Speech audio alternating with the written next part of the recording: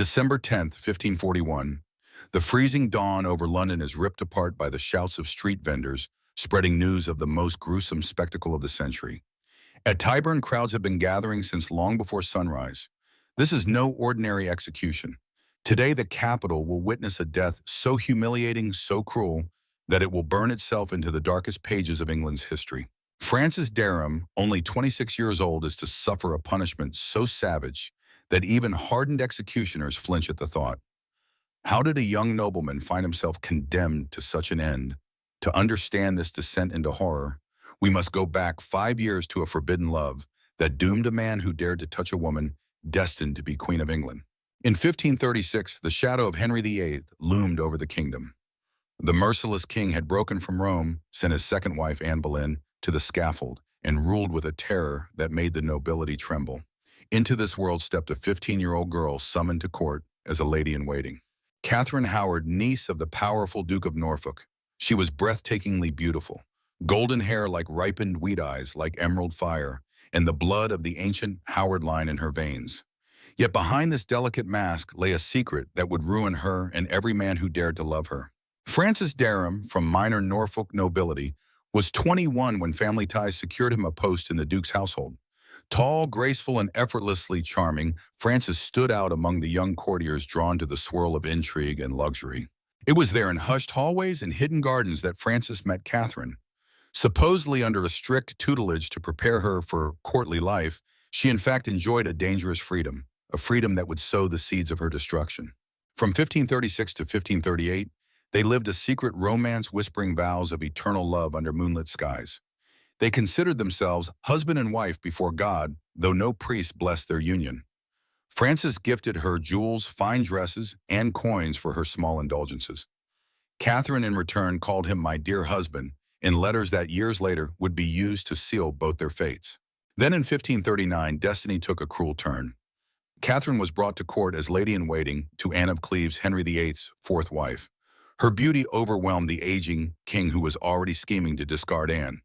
Within months, the girl from Norfolk rose from obscure courtier to Queen of England. Francis watched the woman he loved become queen, his heart tangled in pride, envy, and a desperate hope that she would not forget him. But that hope proved fatal. In the summer of 1540, as Catherine sat crowned beside the most powerful man in England, Francis dared to approach her again. He reminded her publicly of the bond they once shared. Worse still, he hinted that he held rights over her by virtue of that past promise. For a queen whose position rested entirely on her supposed virginity, such claims were catastrophic.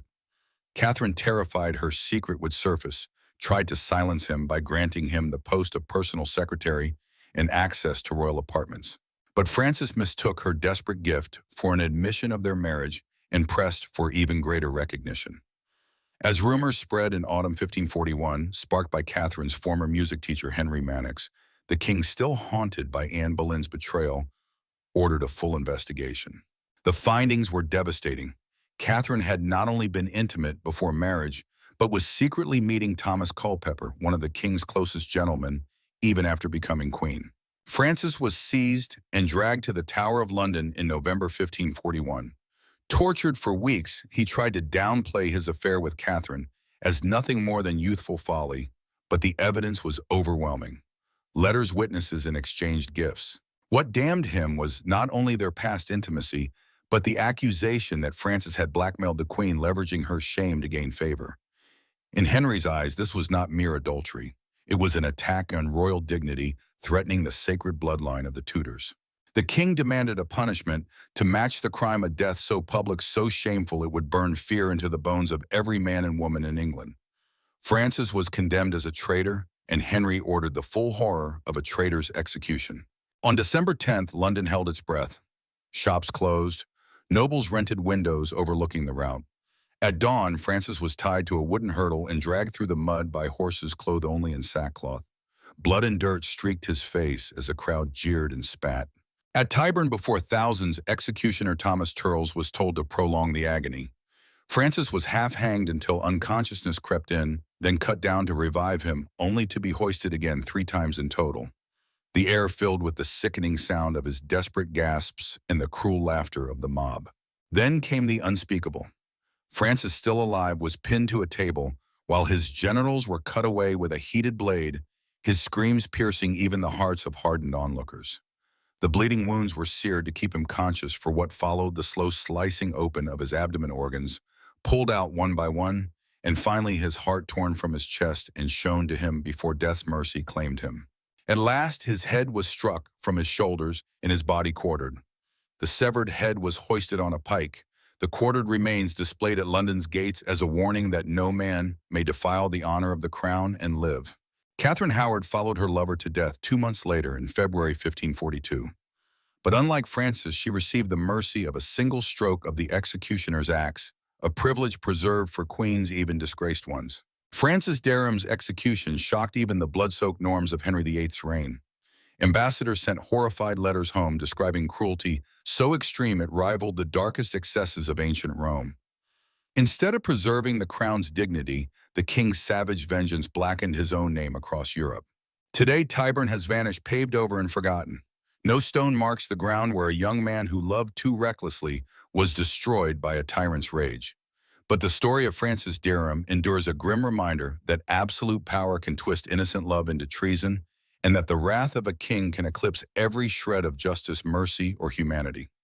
And so ends the tragic saga of FrancisDereham, a young man whose only true crime was to love a woman destined to become queen.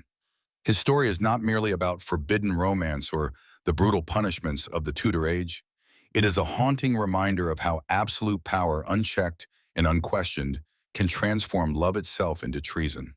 At its heart, this is a story of vulnerability, of a young woman forced to navigate a dangerous court, where beauty was both weapon and curse, and of a young man who believed that sincerity and past promises could protect him from the wrath of a king. Both were wrong and both paid the ultimate price. Francis's death was not just an execution, it was a deliberate spectacle of terror crafted to send a chilling message to every heart that might dare to defy the crown.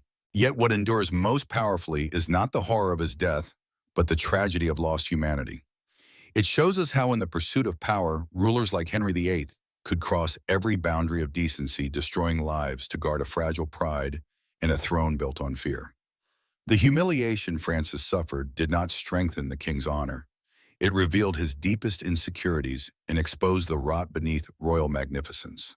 As we look back from the safety of centuries, FrancisDeraham's fate compels us to ask what true power should look like. Is it the power to inflict pain, to crush in silence? Or the power to forgive, to protect, and to show mercy, even to those who have wronged us? History teaches us that cruelty born of pride leaves nothing behind but shame and regret, while compassion, even in moments of betrayal, can echo through time as a testament to human greatness.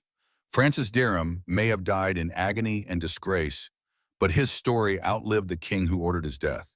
In that there is a quiet victory, a reminder that no tyrant's cruelty can erase the memory of love, and that in the end it is not fear that endures, but the simple, defiant humanity of those who dared to love despite impossible odds.